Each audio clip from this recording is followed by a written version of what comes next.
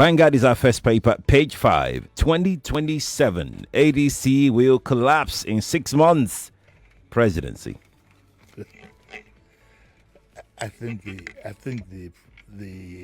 APC government is panicking, and you can spot it a mile away, and it's not good. It won't engender confidence even in their own members. So the best advice I can give them, the buy on another guy, all those, and what's the other gentleman's name? The one that was with Atiku before, Voila. Is why don't you just find something else to talk about? Okay. If you can't be every day, you can't be firing a tweet, condemning the coalition.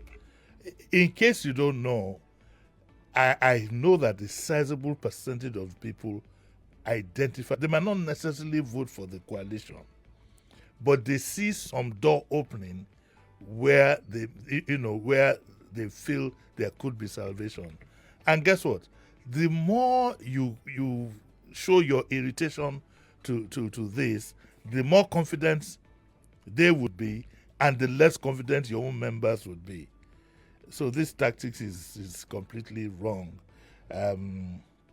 The information minister said, "Oh, the Tinubu government is undeterred." Why do you use these phrases? Well, we know you are disturbed. Your everyday reaction shows that you are disturbed, and rightly so. It's like a man who has lost somebody very, very close to him and thinks that it is matter for him not to cry. You will be disturbed, but why don't you walk quietly? Why don't you look at the areas that people have complained about and try to start working on them? Why doesn't the president, for example, think of maybe this is a time for him to have a cabinet reshuffle to have more ethnic balancing, for example? These are the things I expect.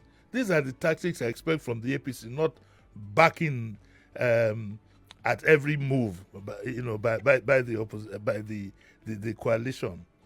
And it's become. In fact, if I were a newspaper, I wouldn't even bother carrying these stories. There was a tweet yesterday by credited to Bayo Ononuga, which was deleted. Bayo Ononuga should face his job as a spokesperson for the president. You're not the president's brickbat. The party PRO can, or publicity secretary can get involved in all that. You stay focused. But there seems to be some element of panic. Buhala yesterday, for example, I think he now has an appointment called Special Advisor to the President on Policy Communication. He said that he was saying yesterday that the vice presidential candidate of the Labour Party in the 2020 election, Dati Baba Ahmed, had already sensed the looming crisis.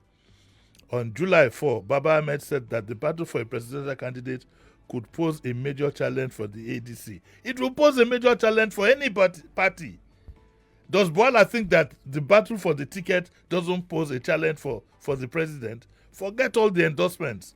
It's still a long time from 2026. You don't know what's going to be in the works at that time. And so I wish, again, Buhala would find some other place to focus on and leave these gentlemen, of course there'll be fights among them, there'll be jostling and whatever. It's all part of politics. And then he says that Buhala dismissed any threat from the ADC, saying the coalition had been unable to present alternative policies. They haven't even presented any policy. What they're trying to do is to organize themselves. He beat the gun. It's too early to talk about policies. The party has just been tidied up. Before you get anything, any serious policy is not likely to come out for the next 2 to 3 months. Because it's not even campaign time anyway. And therefore I think that he just beat his own gun and jumped. And maybe just for the benefit of saying something.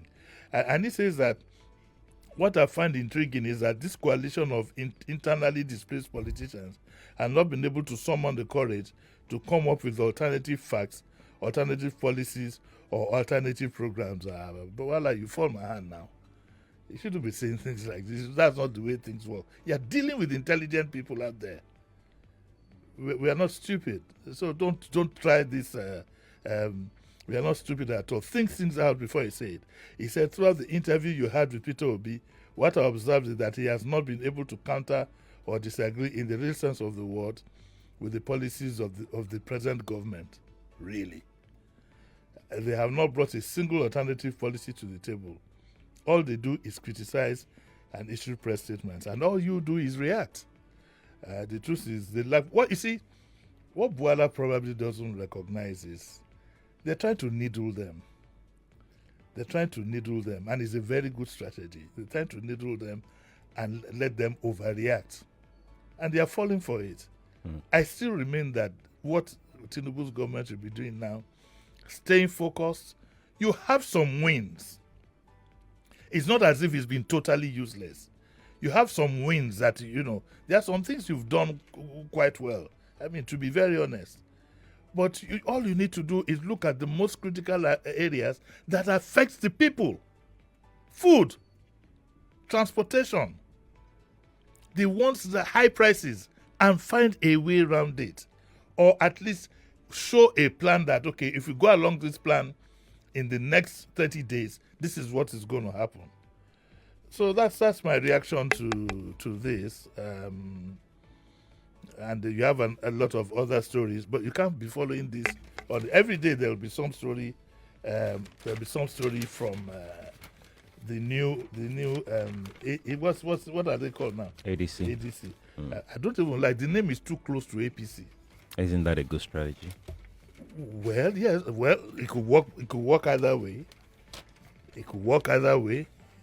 Some people might want to vote for APC and vote ADC. Some people might want to vote for ADC and vote APC. So the advantage for the ADC is that they will probably be at the top of the before ballot. APC. Yeah. You thought that out already, Sheffield. Yeah, you read I'm just come on, Joe. How did you think? I haven't even studied it up to that point. That means I'm beginning to suspect. ADC, you better come and hire this one.